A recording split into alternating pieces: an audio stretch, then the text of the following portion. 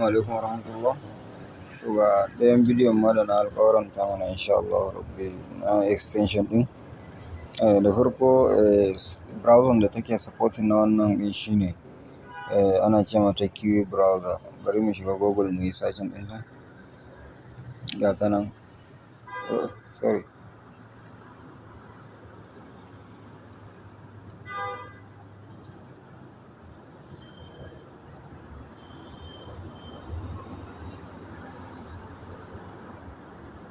Yawwa. Kun ganta nan. Ni dama ina da ita ne shi yasa ta haifi yarena. In baka da ita sai ka gama ka rubuta haka complete. Kana taɓa kaga da yake ina da ita tana nuna min cewa open kawai zan iya buɗe ta daga nan mai yin amfani. Okay. To sai ka yi downloading ɗinta sai ka lura da nan reviewers ɗin nan 76,000 da sauransu saboda kar mutum ya sauke fake version ɗin. Okay.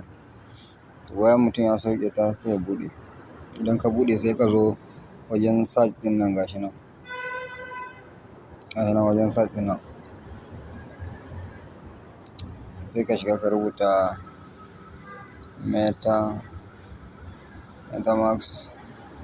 extension. Yawwa. Gashi nan ni na taɓa searching nashi ne shi yasa ya bayyana. Okay. Sai in taɓa shi haka. Sai in zo in taɓa wannan Chrome ɗin nan. In taɓa.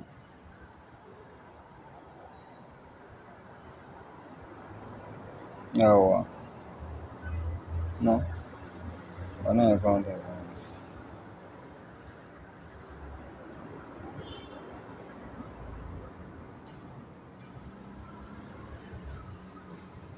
Yawwa nan ya kamata ya kawo ne don shi wannan shine mataki na farko. Sai kaga yanzu yana kan Android ne to kar ka taɓa nan ɗin ka zo ka taɓa Chrome tunda extension za ka sauke. Idan ka taɓa Chrome abu na gaba shine sai ka taɓa install ɗin nan. Yana install MetaMask for Chrome. Yawwa. Idan ka taɓa shi zai kawo ka nan.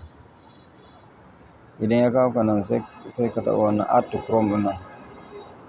Sai ka taɓa shi. Kaga ya nuna wani abu kaman yawa gashi nan. Add method you can read and change all data on all website da sauransu. Ba damuwa sai ka danna OK. Sai ka jira shi. Yawwa. Gashi nan na ɗan jira shi har ya gama tunda ɗazu ya nuna add to Chrome yanzu kuma remove from Chrome. Kaga it means is added kenan. To mataki na gaba shine sai ka zo ka taɓa wannan wajen arrow ƙwara ukun nan.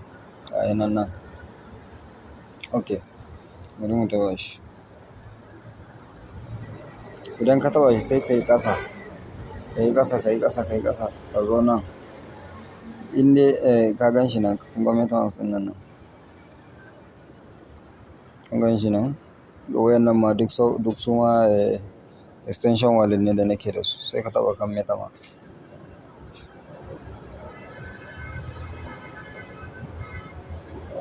Yawwa sai ka danna get started. Wannan ƙa'idojinsa ne kawai sai ka danna OK. To nan abu biyu ne.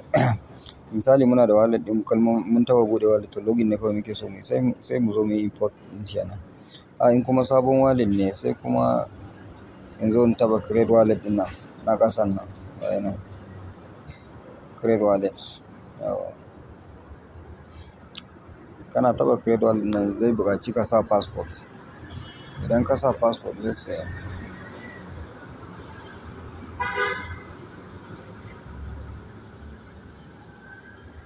Idan ka sa passport sai ka danna read and agree to the terms of use. Sai ka taɓa. Idan ka taɓa sai danna create.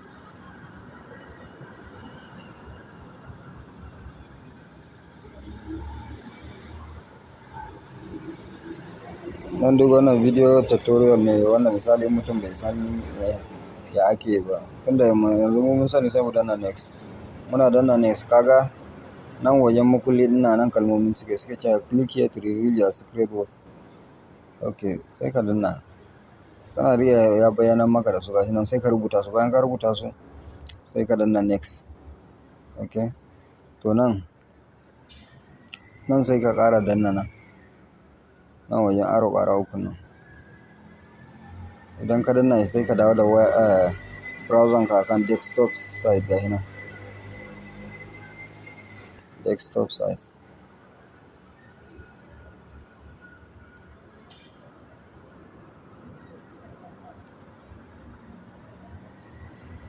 Yawwa sai to nan abun da za ka yi shine za ka jera su ne misali wanne ne na farko, wannan shine na farko sai ka rubuta shi, ka rubuta na farkon.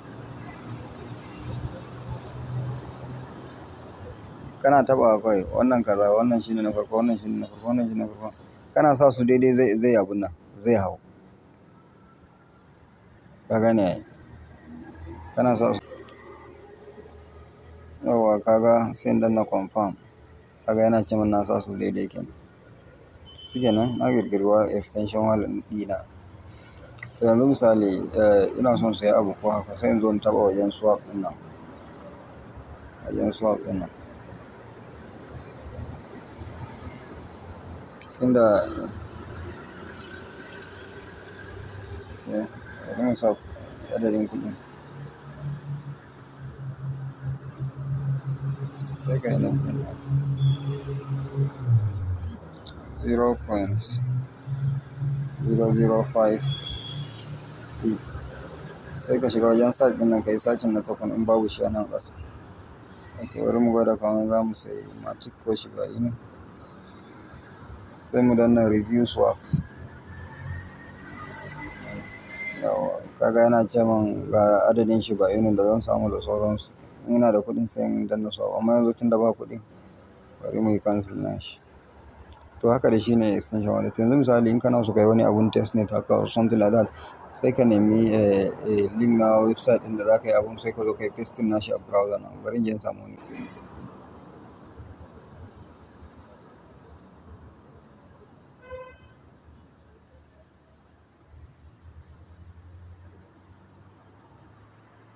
Yawwa. Aje na samo link ɗin da za mu yi abun da shi. Bari ya buɗe.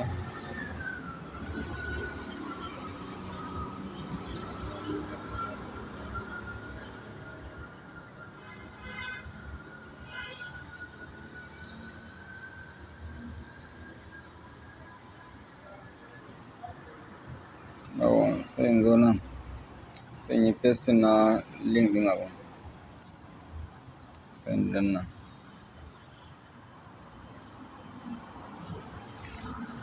Kaga yana tambaya na connect with meta sai in danna next connect.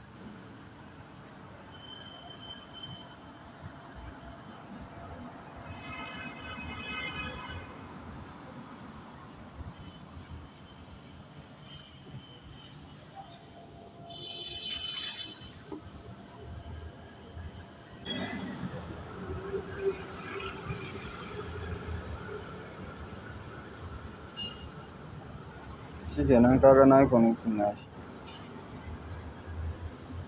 Bari in maida shi zuwa desktop.